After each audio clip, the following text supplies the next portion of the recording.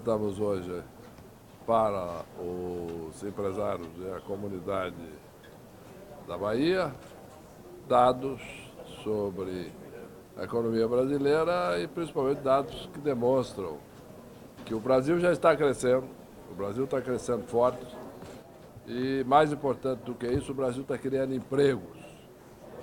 O Brasil, num certo momento, teve o desemprego crescendo muito, o número de empregos caindo muito. Agora os empregos estão crescendo forte. Eu mostrei dados aí, números do IBGE, de outras entidades, CAGED, etc., e está mostrando que a criação de empregos no Brasil está cada dia mais forte.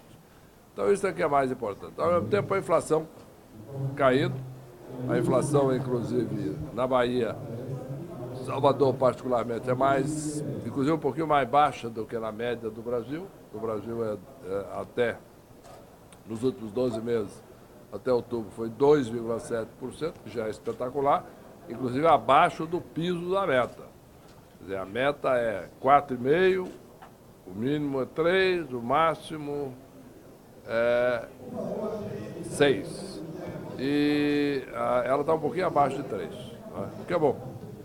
Em Salvador, um pouquinho mais baixo ainda. Isso é bom porque permite ao Banco Central, entre outras coisas, diminuir a taxa de juros, que está acontecendo. E segundo, muito importante, permite com que os trabalhadores e trabalhadoras possam comprar mais com o mesmo salário, porque os preços sobem menos, né? Na medida que os salários vão sendo corrigidos por uma inflação mais alta, então isso leva a um ganho de poder de compra dos trabalhadores e das trabalhadoras.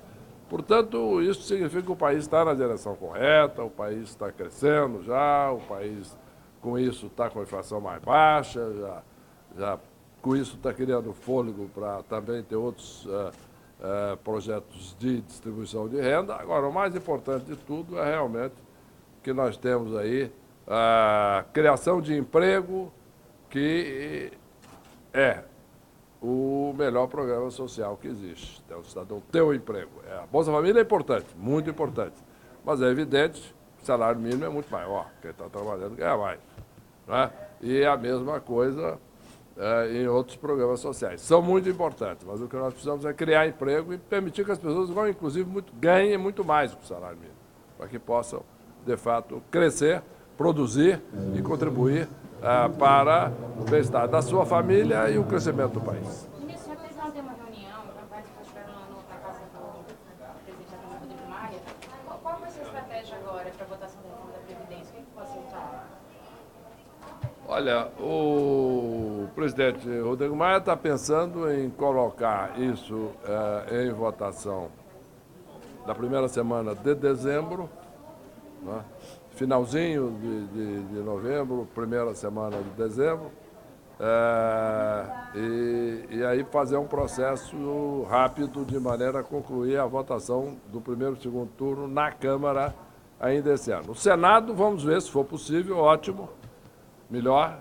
Agora, o importante é que se aprove nos 2 turnos na Câmara dos Deputados ainda esse ano. O deputado Arthur Maia, relator, tem trabalhado intensamente no substitutivo, né, que é um projeto já incorporando todas as discussões, etc., deve estar apresentando agora, essa semana, e aí vamos prosseguir. Ministro, com essa retomada da economia, com esses dados que o senhor trouxe, o senhor se coloca como um nome forte à candidatura à presidência da República? Olha, a minha ideia, a minha conduta em todas as situações anteriores é o seguinte: eu estou muito concentrado hoje no crescimento da economia brasileira, fazer com que o país volte a crescer, porque isso é o que vai ser fundamental. Se o Brasil, vamos supor, está começando a crescer, se por alguma razão todo mundo começar a pensar em outras coisas, pessoas em posições importantes, e com isso a economia cair um pouco, isso vai ser ruim para todo mundo, né? Primeiro, para o projeto dos brasileiros, em geral, que precisam de emprego para que o Brasil cresça. Para o país, para todas as pessoas. Então, inclusive, para mim, para o meu legado, etc., eu acho que é importante que eu esteja concentrado 100% no meu trabalho no Ministério da Fazenda, na economia brasileira, e o ano que vem, aí vamos decidir como é que vamos prosseguir a partir do segundo trimestre. Seria a data? Abril. PSD? Não sei. Ministro, o senhor já disse em entrevista que haveria uma possibilidade, um risco do governo cortar o pagamento do abono anual, caso a reforma da Previdência não seja aprovada. Que poderia, caso a reforma não fosse aprovada, o governo tomar medidas também mais enérgicas. Quais seriam essas outras medidas? O que se poderia esperar num cenário dessa natureza? Olha, não temos discutido ainda essas outras medidas, eu apenas mencionei a situação dramática, que é essa questão da Previdência. Um dia desse eu recebi uma mensagem, né, mandada por um cidadão que eu não conheço. Ele me mandou, né, um e-mail dizendo o seguinte: eu sempre fiz planos para me aposentar aos 53 anos de idade. Não é um trabalhador rural, trabalhador urbano, bem remunerado.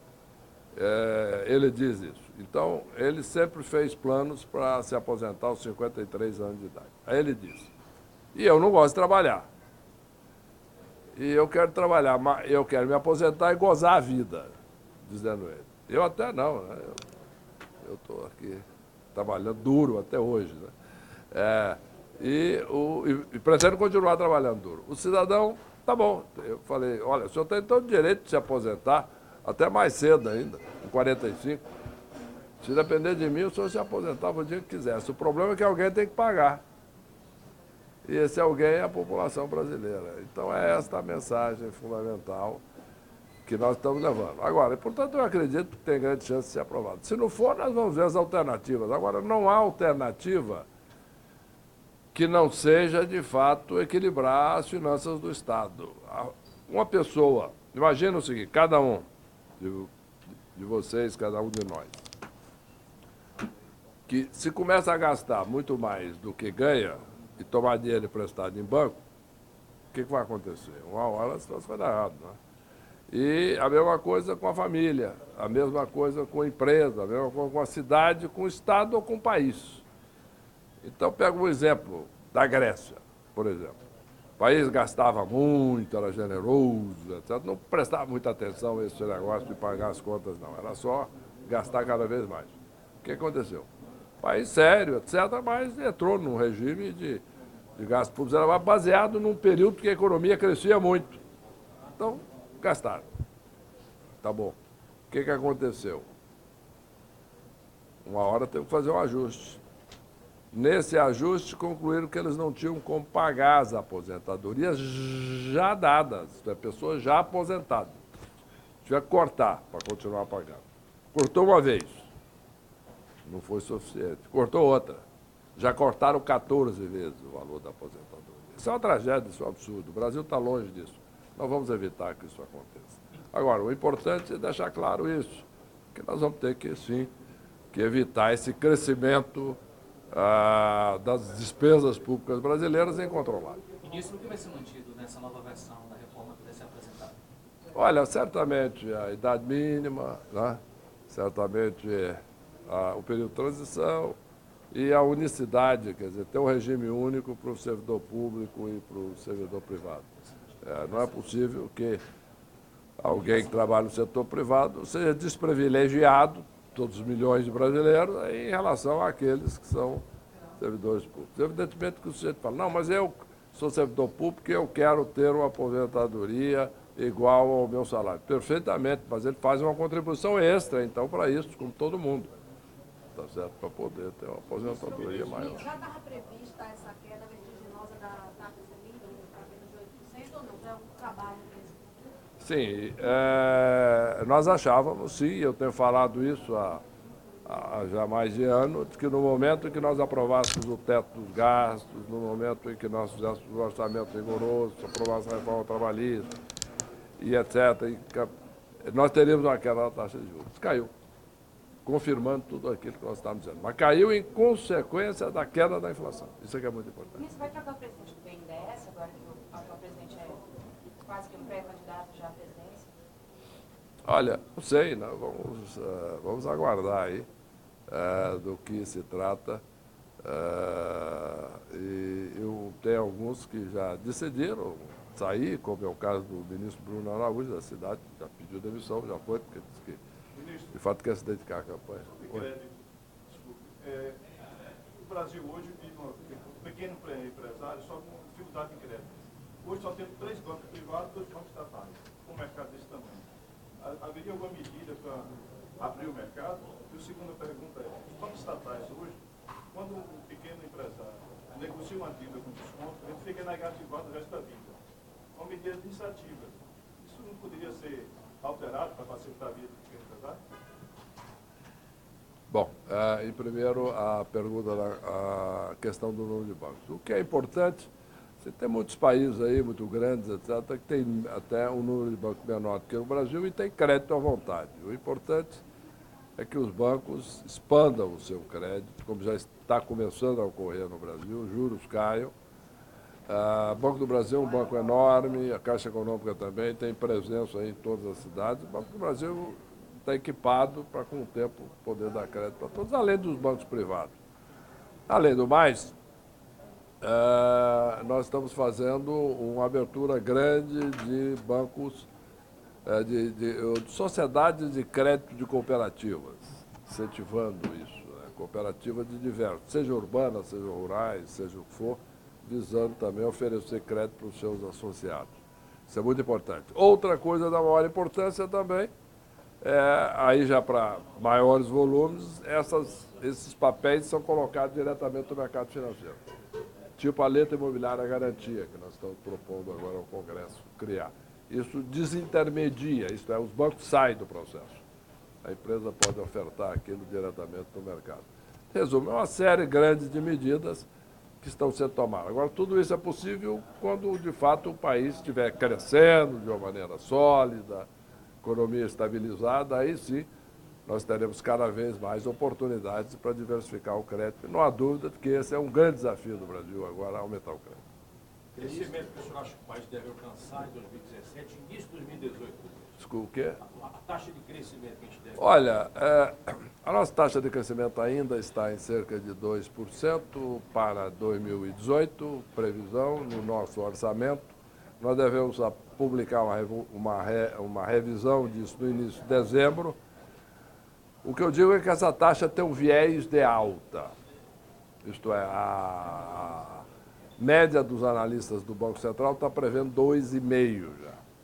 E já existem alguns analistas prevendo mais de 3%. Inclusive, eu vi um de grande sucesso, um cidadão e uma casa de economistas que tem acertado muito, que já está prevendo algo aí na faixa de quase 4%. Mas a média do mercado ainda está 2,5% e nós vamos fazer a revisão da nossa projeção agora no início de dezembro. E só sobre o BNDES, só para concluir, vocês já estão discutindo nomes. E o senhor acha que não está ruim para um banco como o BNDES ficar trocando de presidente toda hora, como está acontecendo? O BNDES não é algo especificamente da esfera da Fazenda, então eu não estou participando diretamente dessas discussões. Eu sou coordenador do Movimento Brasil Livre aqui na Bahia. Eu queria saber do senhor qual é o tamanho do Estado que o senhor acha correto. O que a gente pode esperar do Estado? Se nós olharmos o governo federal, nós vamos ver que o tamanho do governo federal era 10,8% do PIB em 91. Chegou a 19,9%. Se mantivesse a tendência, ia para 25% em 10 anos. Pelo teto dos gastos e todas as propostas que nós estamos fazendo, privatizações, etc., isso vai baixar para 15%. Então, nós já começamos a atingir patamares mais compatíveis com uma proposta de desenvolvimento. Mas só aí é 10% de PIB de diferença. É muito, é bastante. Ministro, a Bahia tem um empréstimo aprovado com o Banco do Brasil de 600 milhões de reais, mas que ainda não foi liberado. O governo aqui, o governo estadual, diz que há um pouco de perseguição política. Por que esse empréstimo ainda não foi liberado? Olha, isso é uma questão do Banco do Brasil. Já passou pela Fazenda, já há um tempo isso. O problema é o Banco do Brasil e questão de comprovações técnicas e documentações, etc., das obras onde esses empréstimos serão aplicados. e o Banco do Brasil está tratando disso com toda a seriedade. Ministro, Obrigado. por Oi. favor, para além da reforma da Previdência, o que é que nós devemos fazer para atacar a curva de crescimento da despesa obrigatória? Porque a despesa discricionária está caindo muito, o investimento público muito baixo, Verdade. e essa é uma preocupação nossa para o longo prazo. É verdade, você tem toda a razão. Nós temos que atacar as despesas obrigatórias, porque as despesas não obrigatórias, que estavam também crescendo, e, por exemplo, de 2010 até agora, cresceram bastante, né? Cresceram aí uns 30% ou mais, de 2010 até agora. Essas já caíram para o nível de 2010, descontada a inflação. Então, a questão é controlar as despesas obrigatórias, sim. Para isso, a Previdência é fundamental. É esse o segredo. Obrigado. Obrigada, ministro. Obrigado, ministro.